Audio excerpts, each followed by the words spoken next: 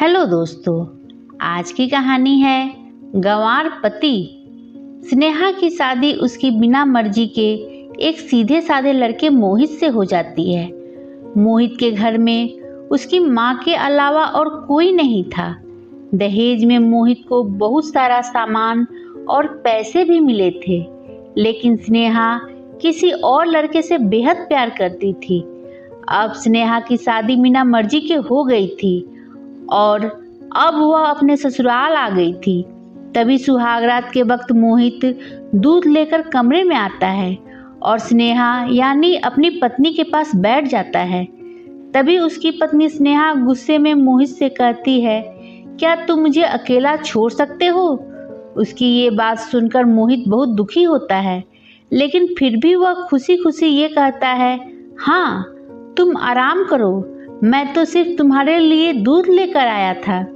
यह कहकर वह कमरे से बाहर चला जाता है। स्नेहा मन मारकर ही रह जाती है, क्योंकि स्नेहा चाहती थी कि वह झगड़ा करे ताकि वो उस गंवार से तलाक ले सके। अब स्नेहा को ससुराल में 3-4 दिन हो गए थे, मगर वो तो बस पूरा दिन फोन पर बॉयफ्रेंड से बात करती थी और उधर मोहित की माँ बिना शिकायत करे दिन भर घर का सारा काम करती थी। वह सबके लिए खाना भी खुद ही बनाती थी। फिर भी उसकी माँ के चेहरे पर हर वक्त मुस्कुराहट ही रहती थी। मोहित एक कंपनी में छोटी सी नौकरी करता था। वह बेहद ही ईमानदार और मेहनती था।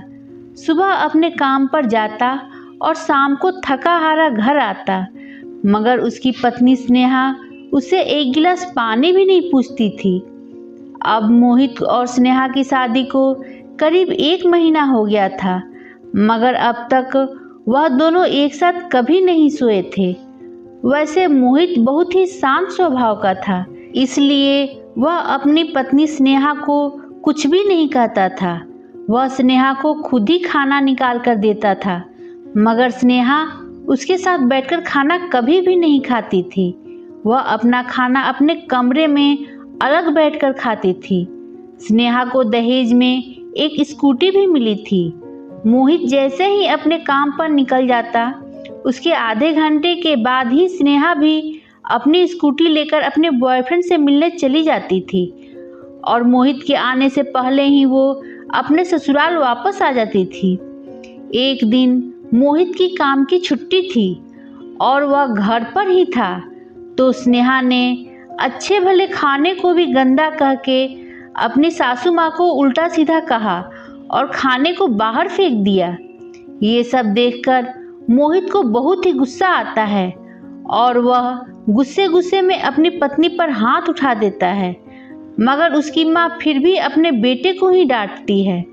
इधर स्नेहा को झगड़े का एक बहाना ही चाहिए था, जो कि उसे मिल गया था, और वो बिना बोले अपनी स्कूटी लेकर अपने बॉयफ्रेंड के पास चली जाती है और अपने बॉयफ्रेंड के पास जाकर कहती है कि अब एक पल भी मुझे उस घर में नहीं रहना। आज उस गंवार ने मुझ पर हाथ उठाकर अच्छा नहीं किया। तभी उसका बॉयफ्रेंड कहता है, अरे तुमसे तो मैं कब से कहता हूँ कि तुम भाग चलो मेरे साथ कहीं दूर, मगर तुम हो कि आजकल पे ही लगी रहती हो। तब स्नेहा कहती है कि शादी के दिन मैं तुम्हारे पास आई थी तो तुमने ही तो वापस घर लौटाया था मुझे। बॉयफ्रेंड ने कहा, खाली हाथ हम दोनों कहाँ तक भागेंगे, तुम ही बोलो। मैंने तुमसे कहा था कि कुछ पैसे और गहने साथ ले लो, और तुम हो कि खाली हाथ ही मेरे पास आ गई थी। आखिर दूर एक नई जगह में जिंदगी की शुरुआत करने के लिए पैसे तो चाहिए ना। और हाँ, एक बात और, जब भी मैं तुम्हारे पास आता हूँ और तुम्हें छूना चाहता हूँ, तभी तुम्हारे नखरे हो जाते हैं और बस यही कहती रहती हो कि ये प्यार प्रेम शादी के बाद ही होगा। तभी स्नेहा गुस्सा होकर कहती है, हाँ शादी के बाद ही अच्छा होता है ये सब, और मैं तुम्हारी ही तो हूँ। मैं आज भी एक कुंवारी लड़की हूँ और शादी करके भी आज तक उस गंवार के साथ एक रात भी नहीं सोई मैं, क्योंकि मैंने तुमसे ही प्यार किया है और अब मैं चाहती हूँ कि तुम मुझसे शादी करके मेरी मांग में अपने हाथ से सिंदूर भर दो। फिर मैं पूरी ही तुम्हारी हो जाऊंगी और फिर तुम मुझे अपनी मर्जी से दिन रात प्यार कर सकते हो। तब उसका बॉयफ्रेंड कहता है, तो ठीक है, मैं तुमसे शादी कर लूँगा, मगर तुम कम से कम 5 लाख रुपयों का कल शाम तक इंतजाम कर लेना। मैं तुम्हें एक होटल का पता दे रहा हूँ, तुम उस होटल में रात को 10 बजे तक पहुँच जाना। स्नेहा कहती है, उस गंवार के पास कहाँ होगा पैसा, बल्कि मेरे पापा ने उसे दहेज में 3 लाख रुपए और मुझे कुछ सोने के गहने दिए थे। गहने तो मेरे पास हैं, मगर सारे पैसे उस गंवार ने अलमारी में लॉक कर रखे हैं। मगर मैं जैसे तैसे अलमारी की चाबी लेकर सारे पैसे निकालकर तुम्हारे पास हमेशा हमेशा के लिए आ जाऊंगी। यह कहकर स्नेहा अपने ससुराल पहुंचती है। स्नेहा ससुराल पहुंचकर अपने पति और सास से लड़ाई करती है और वो उन पर खूब चिल्लाती है, मगर अफसोस वो अकेली ही चिल्लाती रहती है। उसका पति और उसकी सास बिल्कुल शांत रहते हैं। फिर स्नेहा अपने कमरे में चली जाती है और दरवाज़ा बंद कर लेती है। तभी अचानक उसके बॉयफ्रेंड का स्नेहा के फ़ोन पर मैसेज आता है कि कब आ रही हो पैसे लेकर। स्नेहा मैसेज का जवाब देती है, सब्र करो, मैं वक्त पर आ जाऊंगी। तब उसका पति मोहित दरवाज़ा खटखटाता है और स्नेहा से कहता है कि खाना खा लो।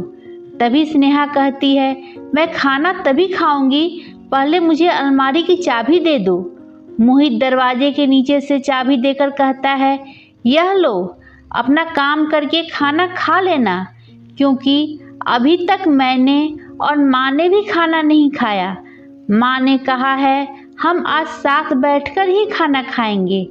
स्नेहा कहती है, माँ और तुम खाना खा लो, मैं बाहर से खाना खाकर आई हूँ। यह सुनकर मोहित चला जाता है।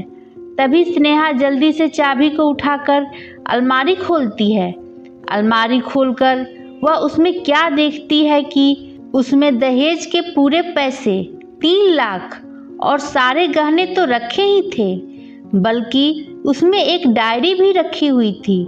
वो उसे खोलकर पढ़ती है तो उसमें लिखा था, प्रिय पत्नी, मुझे और तुम्हारे पिताजी को पता है कि तुम किसी और लड़के से बेहद प्यार करती हो, मगर तुम्हारे पिताजी ने पता लगाया है कि जिससे तुम प्यार करती हो उसकी पहले भी एक बार शादी हो चुकी है और वह लड़का बहुत सी लड़कियों को धोखा भी दे चुका है।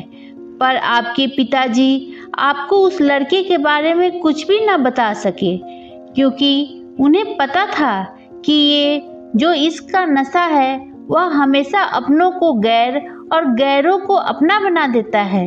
इसलिए तुम्हारे पिताजी ने मेरे आगे हाथ जोड़कर ये कहा कि मेरी बेटी का हमेशा ख्याल रखना। एक बाप के मुंह से एक बेटी की कहानी सुनकर मेरी भी आंखों में आंसू आ गए और मुझे यकीन हो गया था कि एक अच्छा पति होने का सम्मान मुझे मिले या ना मिले, मगर एक दामाद होने की इज्जत मैं हमेशा पा सकता हूँ। और मुझे दहेज में मिले सारे पैसे और सोने के गहने मैंने तुम्हारी अलमारी में रख दिए हैं, क्योंकि दहेज के नाम से मुझे नफरत हो चुकी थी।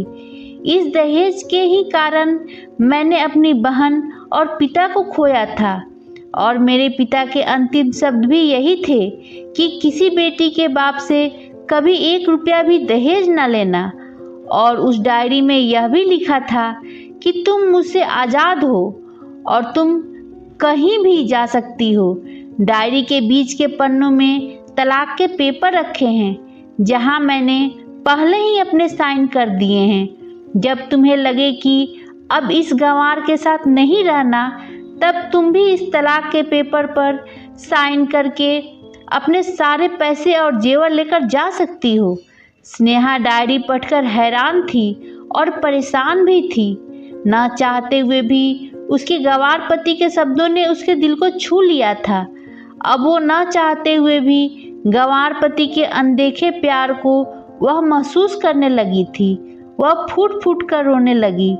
डायरी में आगे लिखा था कि मैंने तुम्हें इसलिए मारा क्योंकि तुमने माँ को गाली दी, और जो बेटा खुद के आगे अपनी माँ की बेइज्जती होते सहन कर ले, फिर वो बेटा ही कैसा। इसलिए मुझे माफ़ कर देना, क्योंकि मेरे लिए माँ का दर्जा सबसे बड़ा है, और तुमको मैं दुल्हन बनाकर अपना हमसफ़र बनाने लाया हूँ, तुमसे ज़बरदस्ती करने नहीं। तुमको मुझसे प्यार हो ना हो, लेकिन मैं अंत तक सिर्फ तुमसे ही प्रेम करता रहूँगा। अब फैसला तुम्हारे ही हाथों में है। अब स्नेहा की आंखों से आंसू बह रहे थे। अचानक स्नेहा के बॉयफ्रेंड का फ़ोन आता है। तभी गुस्से में वह अपने फ़ोन को स्विच ऑफ करके फ़ोन का सिम कार्ड तोड़ देती है। अब उसे सब समझ आ गया था कि जिससे वह बेहद प्यार करती थी, उसे तो सिर्फ पैसों से ही प्यार था, और सच्चा प्यार करने वाला तो मेरा पति ही था, जिसने सिर्फ मेरे पापा की इज्जत रखने के लिए ही उससे शादी कर ली, और उसे मेरा एक बॉयफ्रेंड है पता होने के बाद भी मुझसे इतना प्यार किया। मैं अपने पति का प्यार क्यों नहीं समझ पाई। यह सब सोचकर वह रोती रही। फिर उसने रोते हुए अलमारी का सारा सामान जैसा था वैसे ही रखकर न जाने कब सो गई। अगले दिन स्नेहा सुबह देर से जागी। तब तक उसका पति ऑफिस जा चुका था। अब स्नेहा मन से दुल्हन बन चुकी थी। तभी पहले नहा धोकर उसने साड़ी पहनी, फिर लंबा सा अपनी मांग में सिंदूर लगाया, जबकि पहले एक बिंदी जैसी साइड पर सिंदूर लगाती थी ताकि कोई लड़का ध्यान न दे और किसी को ये पता न चल जाए कि वह एक शादीशुदा है। मगर आज तो 10 किलोमीटर से भी दिखाई दे ऐसी लंबी और गाढ़ी सिंदूर लगाई थी। फिर उसने अपना मंगलसूत्र पहना और किचन में जाकर सासू माँ को जबरदस्ती कमरे में आराम करने भेज देती है और खुद अकेली सबका खाना बनाती है।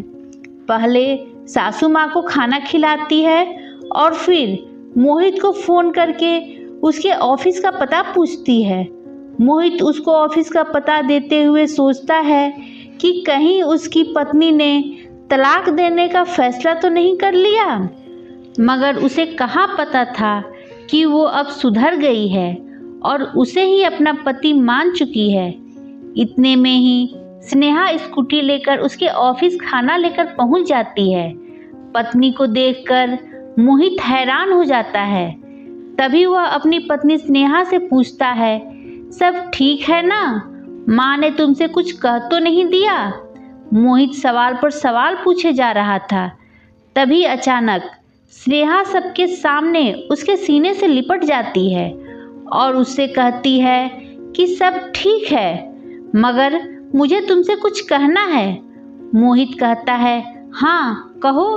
तब वो सबके सामने कहती है, आई लव यू मेरे प्यारे पति, I love you for ever. यह सुनकर ऑफिस के सभी लोग हैरान होकर खड़े हो जाते हैं और जोर जोर से तालियां बजाने लगते हैं।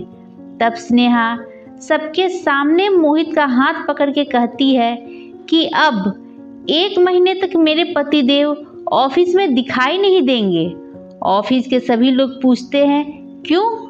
तब वो कहती है, क्योंकि हम दोनों लंबी छुट्टी पर जा रहे हैं।